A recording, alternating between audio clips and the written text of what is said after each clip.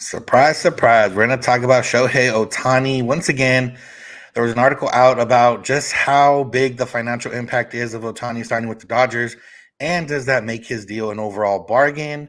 And kind of the trickle down theory from there, Ohtani's importance in the realm of Dodger history and Ohtani's importance financially of how the Dodgers are going to spend money this year and in the future. That's what's on tap. So let's get locked on Dodgers. You are Locked On Dodgers, your daily Los Angeles Dodgers podcast. Part of the Locked On Podcast Network, your team every day.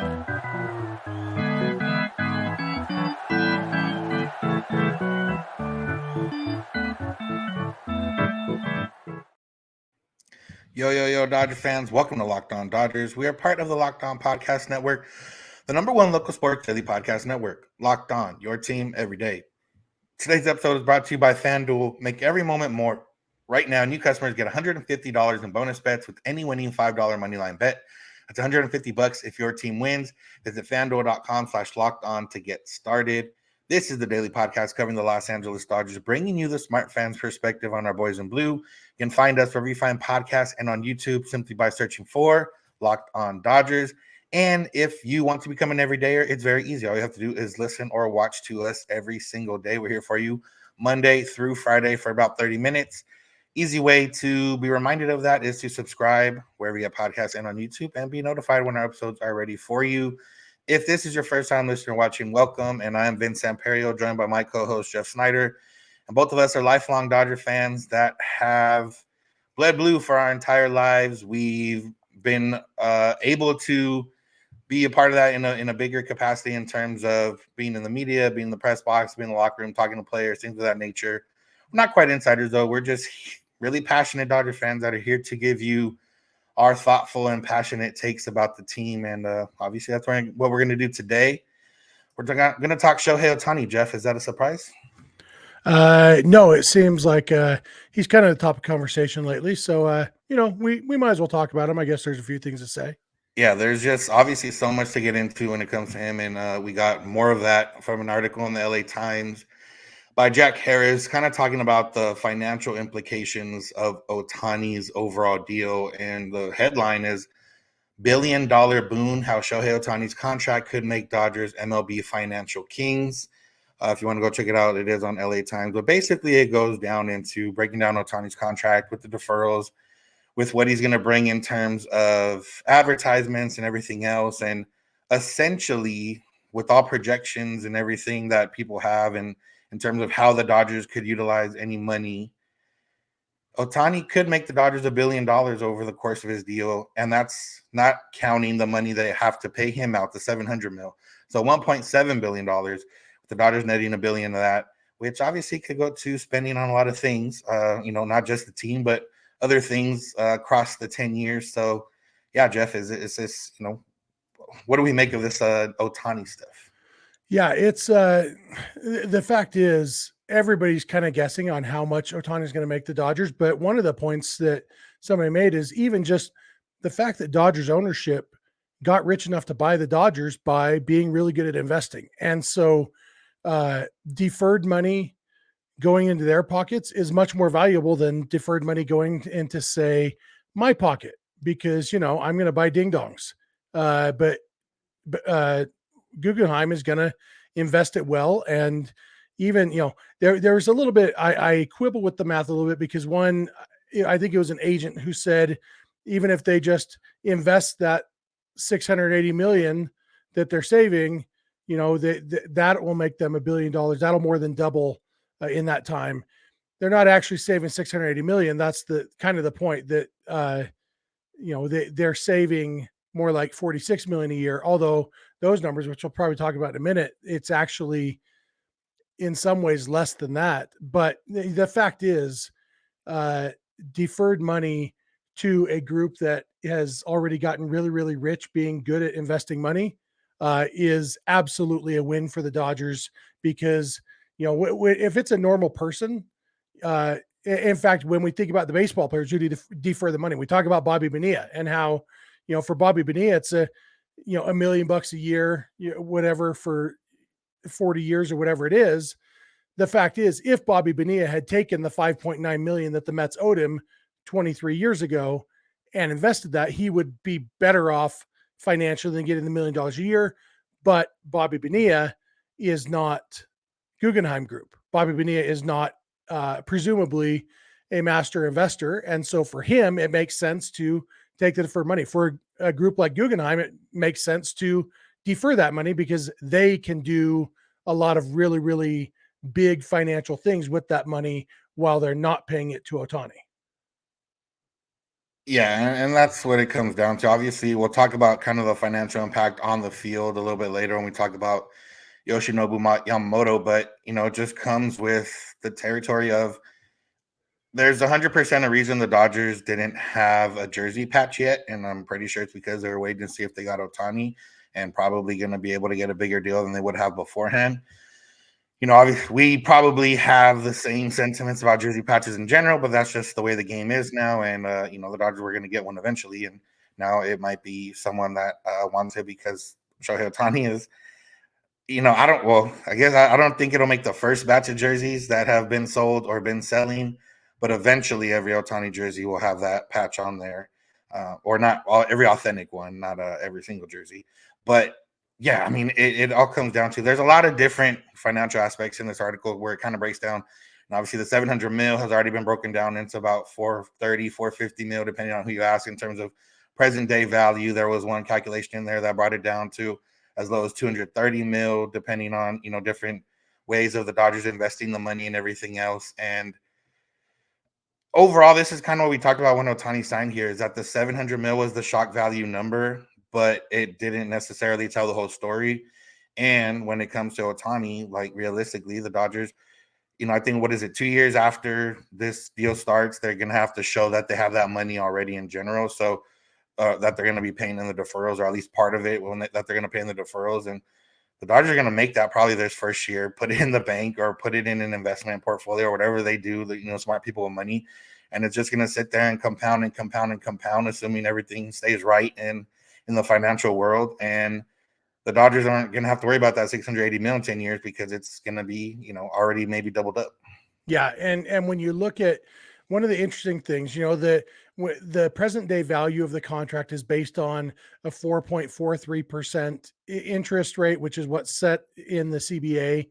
And, but the interesting thing is that doesn't start until the contract ends, which means they're basically getting 10 years of interest free. And so if you were to go out 20 years to when the Dodgers are done paying Ohtani and work backwards from that 68 million, the 2033 salary of $44 million, that's kind of what's been calculated. About the deferred money is about $44 million per year. But in 2024 dollars, it's actually only about just under $30 million. And so if you started calculating the interest immediately, by my math in my Google sheet, it's about $365 million is the total value of the contract. If you go the other way and say, well, the value that we're getting, we're only paying him $44 million a year. And then but the interest doesn't start accruing until 2033, 2034, to get to that 68 million. That 2033 value, by the time they're done paying it, is actually worth about 100 million. And so by that number, on my other spreadsheet, the total value of the contract ends up being, selecting cells, 832 million. So like it's all how you crunch the money, the numbers. But the fact is, like I said, a group like Guggenheim is uniquely equipped to do really good things with this money. And even that 2-year head start that they don't have to start funding it for 2 years, that's $88 million that they don't have to put in the fund for 2 years. That 88 million could be 110 million 2 years from now with what they're doing. And so they've already almost paid for the third year just with that, and everything is delayed by 2 years. And so that compounding interest, they're going to be in really good shape. And then you get to the fact that, and Ohtani is going to make them a ton of money too. Yeah. So there's obviously a lot of things that are going to impact the Dodgers. Mostly positively, you would imagine. I don't think anyone brought this question up other than one person about the importance of Ohtani signing in Dodger history. But We'll talk about what that person had to say and if we agree with it or not. So that's what's coming up. So make sure to keep it locked on Dodgers. Today's episode is brought to you by FanDuel. Score this NFL season with FanDuel, America's #1 sportsbook. And right now, new customers get $150 in bonus bets with any winning $5 moneyline bet. There's a lot of games this weekend. You can put $5 down on one team that you think is going to win. You win that bet, you get $150 in bonus bets on FanDuel. It's great because you can put that $150 towards other bets that are beyond moneyline bets, spreads, player props, over-unders, more. So-and-so is going to score a touchdown. So-and-so, these teams are going to score more than this many points in a game. Whatever the case is, FanDuel has you covered there with all the player spreads, props, over-unders, everything you could ask for right there with the app. So go check it out right now and visit FanDuel.com/locked-on to get your NFL season started on FanDuel. FanDuel, official partner of the NFL.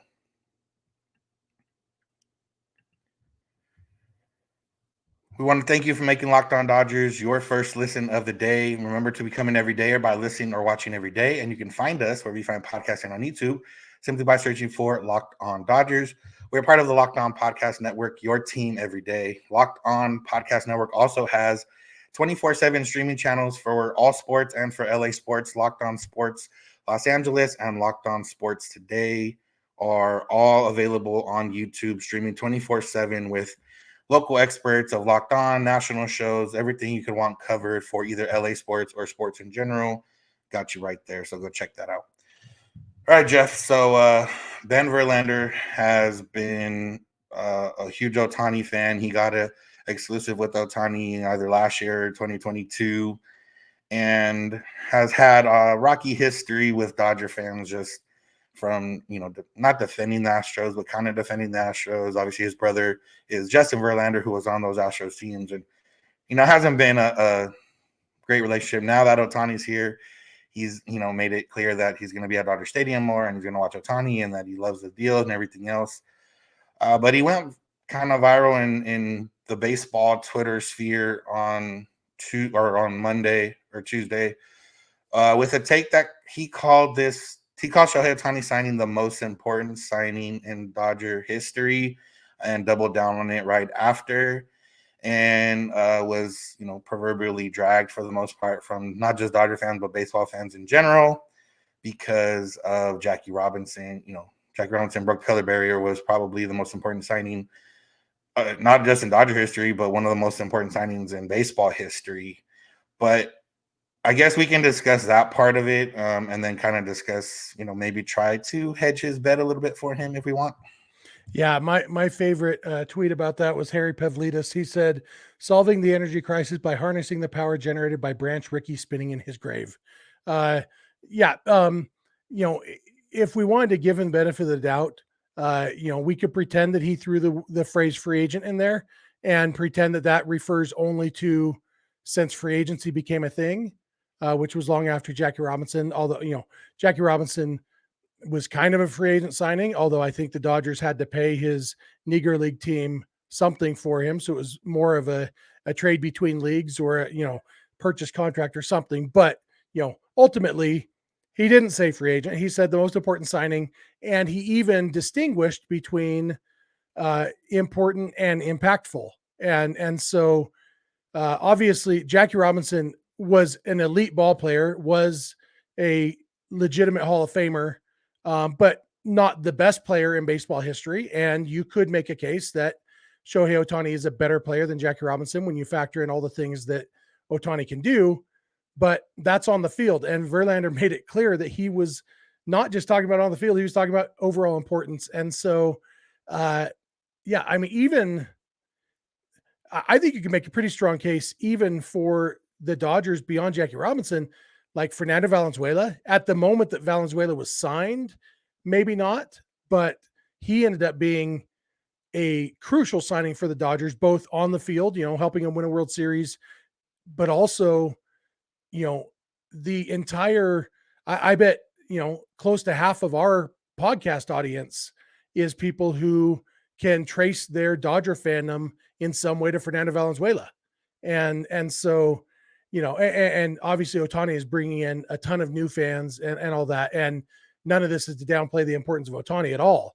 And when you talk about quality of player, Ohtani, if he can keep doing both sides of the field like he does have potential to go down as the best player in baseball history. And then, you'd say, well, on the field, sure, it's the biggest signing ever. But importance to the team, I have a hard time. I don't see any way to put it at number one, and it might drop all the way down to number three. Yeah, I mean, that's definitely where it's at. The stuff that he goes on to say after doesn't even really support the initial argument. It just kind of talks about Ohtani for the 2024 Dodgers, Ohtani for, the Dodgers kind of moving forward, but doesn't really touch on any historical significance. So, maybe he just worded it wrong or semantic, whatever it is. But, when it's all said and done, some of the stuff he said, Ohtani will now be known as a Dodger. When people look back on his career, that's, true. If he goes, assuming everything goes right and he makes it into the Hall of Fame, he'll be wearing a Dodger hat.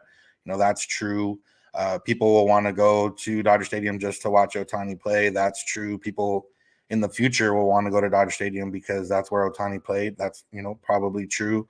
So, yes, his signing will be very important, not just for now, not just for on the field, off the field, kind of turning the Dodgers into a more global brand. They probably, top three for sure global brands in baseball, but maybe a little bit behind the Yankees. This could potentially down the line push them in front of the Yankees if, especially if they sign Yamamoto on top of that, or Roki Sasaki down the line, or if Ohtani helps recruit, other players, not just from Japan, but in general to the Dodgers. It could help out. They win World Series. That's obviously going to help.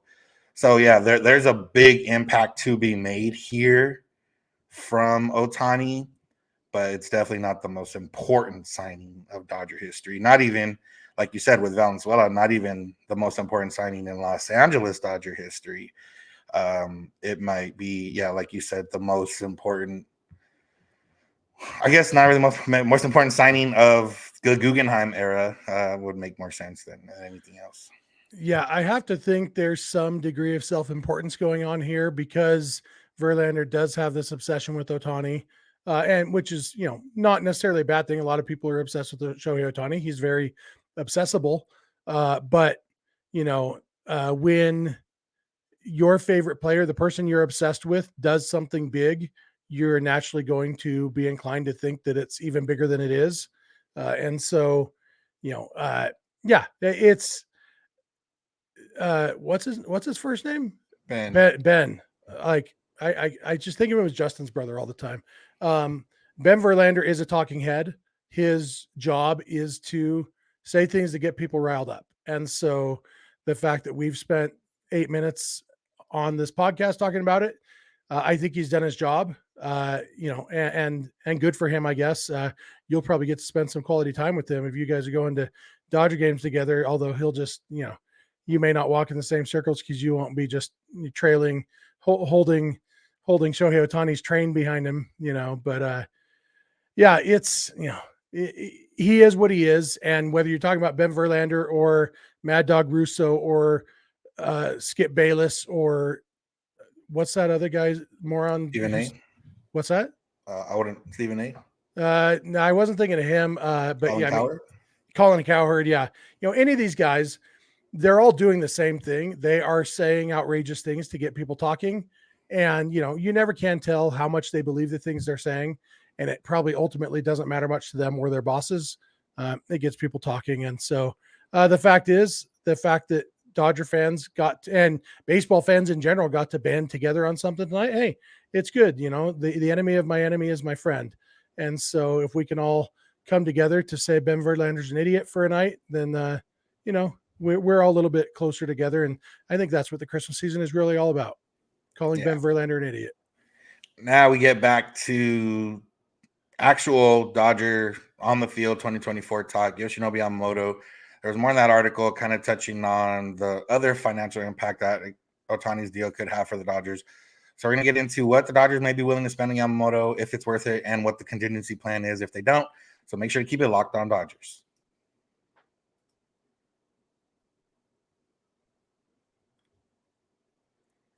want to thank you for making Locked On Dodgers your first listen of the day. Become an everydayer by listening or watching every day. Tell your friends, tell your family, spread it out. Remember, we have a subtext that you can join to text us and get in on conversations that go beyond the podcast. You can join us at joinsubtext.com/lockedondodgers. And there's going to be a lot of things coming down the pipeline for that. So you might want to get in now, get in while the getting's going. So go check it out. And also Locked On has Locked On Sports Today, Locked On Sports Los Angeles, 24/7 streaming channels talking about all the news in LA sports and the big sports here in America, I would imagine. So that's what they're going to get into. We're going to get into Yoshinobu Yamamoto. We've talked about him a lot. This article that talked about Ohtani's financial impact also mentioned that, quote, the team is also believed to be considering a bid of $250 to $300 million for Yamamoto. And it says a sign of its intention to compete for another free agent, attracting plenty of other big market suitors, such as the Mets and New York Yankees. It did kind of mention that this is something that they might have not done before. Jeff, do we think this is more of, there'll be caveats, I'm sure in your answer, more of for sure Ohtani's deal, or were the Dodgers going to be like this regardless of Ohtani's deal? I think it's related to Ohtani's deal, but maybe not in the way you're asking. I think even without the deferred money, if the Dodgers are going all in and getting Ohtani, I think there's no reason not to go hard after Yamamoto too, because you're committing to win now and in the future. And Yamamoto, like we talked about, 25 years old, guys with his talent at 25 don't hit the free agent market very often. And so you throw in the fact that so much of Ohtani's money is deferred, and yeah, it's a no-brainer to go hard after Yamamoto. But I think even if not nearly as much was deferred, they still would have been all in on Yamamoto, because Ohtani signals our plan is to win the World Series every year for the foreseeable future, and Yamamoto definitely helps with that. Yeah, I think, like you said, I think they would have gone after it. I don't know if they even expected bidding. There's a lot of varying reports on what has actually been offered to Yamamoto. Jeff Passan said the other day that teams hadn't started bidding yet when there's already been $300 million being thrown around in other reports. You kind of mentioned that the second meetings are where the actual bidding and negotiations will come from. But yeah, it remains to be seen. You got to imagine, even if it's $300 million, that probably means it's a 10-year deal. I think that's still perfectly in the realm of what the Dodgers would be comfortable with. And now, obviously, if they could bump it up to like 12 years and get the AAV down, if they were comfortable doing that, that's something we haven't seen them do yet, but probably something that's also in the realm for them. Yeah. And, and there's also, like we talked about before, does the $300 million include the posting fee, which doesn't count towards the luxury tax? Is that like the total thing? Because if they did a 12-year, $264 million deal, that's $22 million a year luxury tax wise, which is downright cheap, and that does push the total value right around that 300 million mark that we're hearing. I'd love to see, because 25 years old, he could actually be really good for 9 of those 12 years. And I think they'd take that as a huge win. Obviously, it's scary to give any pitcher a deal that long, because pitchers are famous for having arms explode. But it's at that AAV, it's even if he did spend a year on the injured list, it's like, okay, it's $22 million. That doesn't cripple us, So I wouldn't be surprised if whoever he ends up signing with, we do see something long like that, because 10 years puts him at 35, which he's not going to get a big payout after that anyway, probably. And so he might be at that age where he's looking to do a 12 or 13-year deal. Yeah. So it's, again, we got one report from somebody that hasn't really broken news before saying we might not get the Yamamoto deal or know about it until after Christmas. There's been people saying maybe this weekend. We definitely know we're going to know by January 4th. So at the very least, by January 4th, all this stuff will be done and we'll know. But on that note, in the paragraph following, the note about Yamamoto, it says if they do miss out on him, it's more likely they'll turn back to the trade market in look like Corbin Burns or Dylan Cease rather than a bigger time free agent such as Blake Snell? Is this what you think they're going to do or what they should do? Yeah, I think that makes sense because you got Blake Smell. I didn't do that on purpose, but I don't regret it. Blake Snell and Jordan Montgomery. And then it's a pretty steep drop off, if I remember right, in the free agent market. Yeah, Imanaga might be there, but again, and Imanaga is kind of different category. Like it's tough to tell. And I know a lot of people would like any of those three guys, Snell or Montgomery or Imanaga, because they all throw left-handed, and we talked about that yesterday. But the fact is, Dylan Cease and Corbin Burns are both probably better options than those guys for a handful of reasons. And I know Blake Snell's coming off his second Cy Young Award, but he's also, up there in age and had some underlying numbers that make you wonder how much of it last year was smoke and mirrors. I do think that the fact that the White Sox pulled back on Dylan Cease trade talk until Yamamoto signs kind of tells you they're thinking that there's going to be teams pivoting to Cease when they don't get Yamamoto. And if the Dodgers didn't get Yamamoto, I think that's definitely their plan B, is pivoting to Cease. The Brewers have said they're not likely to trade Burns. Burns has said he's not likely to sign an extension if he does get traded. And so, there's a lot of different reasons that Dylan Cease makes sense if they don't get Yamamoto.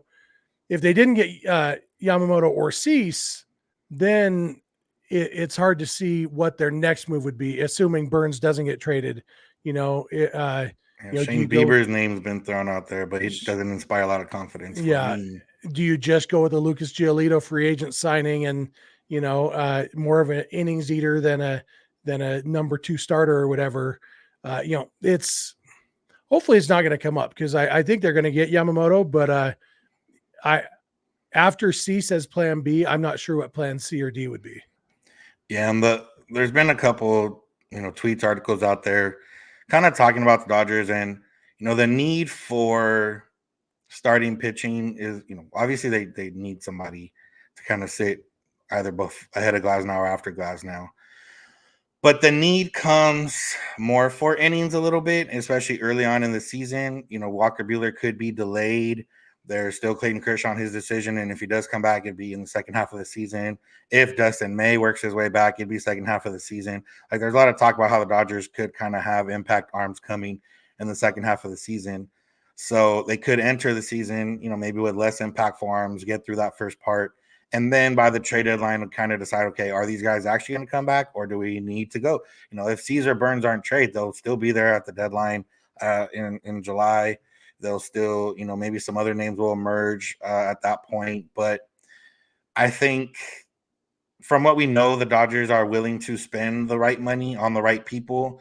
And if that's not the case, or the players, if it comes down to a trade, and if that's not the case, I think they won't play desperate, giving up too many guys for Cesar Burns or signing, Snell or Jordan Montgomery to above average long-term deals.